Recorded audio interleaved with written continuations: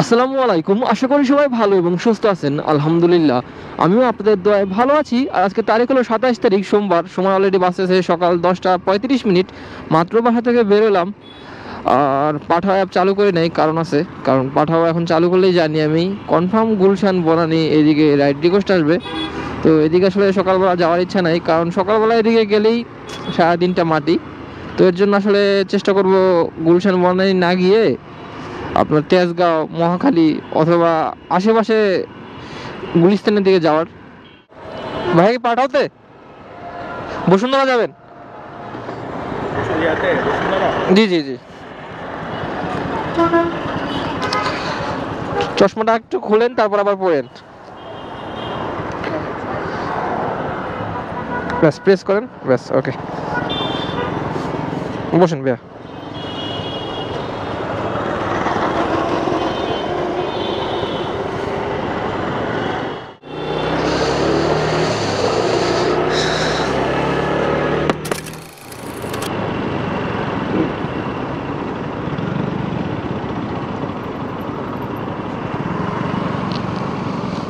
$210 দিলে হবে।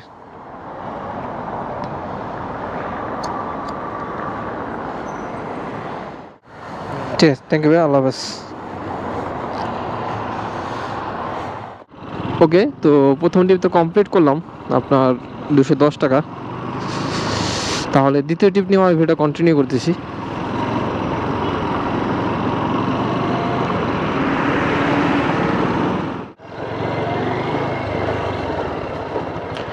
ভাই কোথায় যাবেন? বনানী?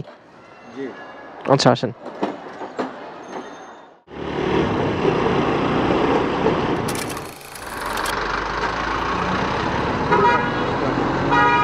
বামে? আচ্ছা।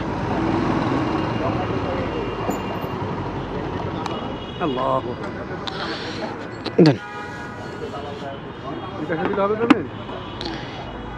ক্যাশ থাকলে ভালো হয়। ক্যাশ হবে?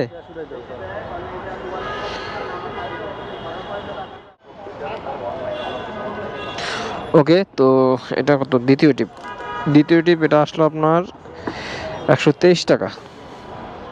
আসলে দুইটা টিপ মারছি, একটা মিরপুর 10 থেকে বসুন্ধরা, আর বসুন্ধরা থেকে বনানী। আর এখন বনানী থেকে বাসায় খালি খালি চলে যাচ্ছি, কারণ মাথা খুবই পেইন করতেছে, মানে খুবই ব্যথা করতেছে। চিন্তা ভাবনা করছিলাম আজকে রাইড শেয়ারিংয়ের ভিডিও করব, আর দেখি কত টাকা ইনকাম করতে পারি, কিন্তু মাথাটা খুবই পেইন করতেছে, যার কারণে আসলে বাসায় চলে যাচ্ছি। তো যাওয়ার পথে আপনাদের সাথে কিছু কথা শেয়ার করি।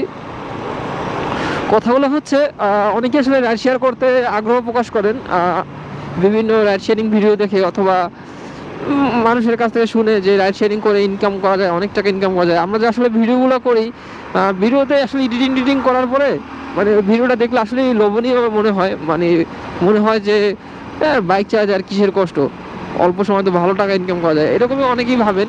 এখানে তো অনেক ব্যাপার স্যাপার আছে, তাই না? এই বারবার ব্রেক চাপতে হয়, ক্লাস ধরতে হয়, বাইক চালাতে ভাই কষ্ট আছে। বাইক আপনি হয়তো প্রথম মানে শুরু থেকে ভালো লাগে রাইড শেয়ার করতে, এরপর আসলে কিছুদিন যাওয়ার পরে বোঝা যায় যে রাইড শেয়ারিংয়েও কষ্ট আছে। তো আমি মনে করি দুনিয়ার সব কাজই, মানে হালাল ইনকাম করলে সব কাজই কষ্ট আছে। আপনি যে কাজই করেন না কেন, অফিসিয়াল কাজ করেন আনঅফিসিয়াল কাজ করেন, যে কোনো কাজই করেন না কেন, পরিশ্রম আছে। পরিশ্রম ছাড়া হালালভাবে কোনোভাবেই টাকা ইনকাম করা সম্ভব না।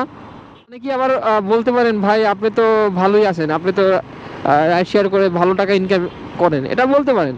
বা আপনি টার্গেট নিয়ে কাজ করেন, ভালো টাকা ইনকাম করেন, এটা তো ভিডিওতে দেখি আমরা সব সময়। তো ভাই টার্গেট নিয়ে কাজ করি একটাই কারণ, টার্গেট নিয়ে যে কোনো কাজ করলেই সফলতা বেশিভাবে, মানে সফলতা অর্জন করতে সুবিধা হয়। এর জন্য আসলে টার্গেট নিয়ে ভিডিও বানাই, বা আজকে বলি ভিডিও শুরুতে যে ভাই আজকে টার্গেট এত টাকা ইনকাম করব। মানে আমার নিজের মধ্যে একটা কাজ করে, ওরকম একটা কাজ করে যে আমি আজকে এত টাকা ইনকাম করবো ইনশাল্লাহ। তো এরকম চিন্তা ভাবনা থাকে। তো এই জন্য আসলে টার্গেট নিয়ে কাজ করি। আর টার্গেট নিয়ে কাজ করা এটা আসলে আমার ছোটোবেলা থেকে অভ্যাস। যারা পুরনো অডিয়েন্স আছেন তারা কিন্তু আসলে আমার আগের যে ভিডিওগুলো ওটাতে দেখছেন, আমি যখন নদীর ওই পারে বাসা নিয়েছিলাম, বসিলা ব্রিজের ওই পারে, তখন আমি একটা ভিডিওতে বলছিলাম যে ভাই আমি জানুয়ারির আগে একটা গোপ্রো কিনবো, আবার চেষ্টা করবো একটা বাইকটাও পরিবর্তন করার। কিন্তু দেখেন জানুয়ারির আগেই কিন্তু আমি গোপ্রোও কিনছি, তারপরে আপনার বাইকও কিনছি। তো যেভাবেই হোক কিনছি, তা আলহামদুলিল্লাহ। তো এভাবেই ভাই টার্গেট নিয়ে যে কোনো কাজ করলেই আপনি সফলতা অর্জন করতে পারবেন খুব সহজে। যদি আপনার ইচ্ছা শক্তি থাকে। একান্তই মানে কোনো কিছু না পান, কোনো কাজ বাজ কিছু নাই, মানে কোনোভাবেই ব্যবসাও করতে পারতেছেন না, চাকরিও করতে পারতেছেন না, এটা আমি অনেক আগে থেকে বলতেছি ভাই। কোনো কিছু না করতে পারলে তখন আসলে রাইড শেয়ারিং পেশায় আসতে পারেন কিছুদিনের জন্য। এটাই বলা ছিল। তো আপনারা কেউ আসলে এরকম রাইড শেয়ারিং করতে হুট করে নেমে যায় না ভিডিও টিডিও দেখা। আর অনেকে আমাকে বলতেছেন ভাই আমিও ভিডিও করব, মানে ক্যামেরা কেনার কথা ভাবতেছেন বা ভিডিও করার কথা ভাবতেছেন, ভাই রাইড শেয়ারিং এর ভিডিও করে আপনি ভাই ওই লাখপতি হয়ে যেতে পারবেন না, কোটিপতি হয়ে যেতে পারবেন না। এটা ভুল ধারণা ভাই। আপনি একটা ক্যামেরা কিনবেন, ক্যামেরাটা কেনার আগে চিন্তা ভাবনা করেন 1000 বার যে আপনি পারবেন কিনা, আপনার ইচ্ছা শক্তি আছে কিনা। আমি দেখেন আমি ক্যামেরা কিনছি, কিন্তু আমি কিন্তু রেগুলার এখন ভিডিও টিডিও মেক করি না। তো এটাই, আপনি ক্যামেরা কিনেন বা যাই করেন, আপনার ওরকম ইচ্ছা শক্তি থাকবে না কিছুদিন পরে। তো আপনি আগে অন্যভাবে ট্রাই করেন, দেখেন আপনি পারবেন কি পারবেন না। তো হুট করে আগেই ক্যামেরা ট্যামেরা কিনেন না। অনেকে আসলে ক্যামেরা কেনার জন্য আগ্রহ প্রকাশ করছেন আমার কাছে যে ভাই আপনি ক্যামেরা কিনছেন, আমি একটা ক্যামেরা কিনতে চাই। তো ক্যামেরা কিনবেন, দেখবেন 2 দিন পরে আর ভালো লাগে না। তো এর জন্য কেনার আগে বা ইনভেস্ট করার আগে আপনি নিজের প্রতি নিজের আত্মবিশ্বাসটা আগে আনেন যে আপনি পারবেন কি পারবেন না। আজকের মতো এই পর্যন্তই। সবাই ভালো থাকবেন, সুস্থ থাকবেন। আল্লাহ হাফেজ।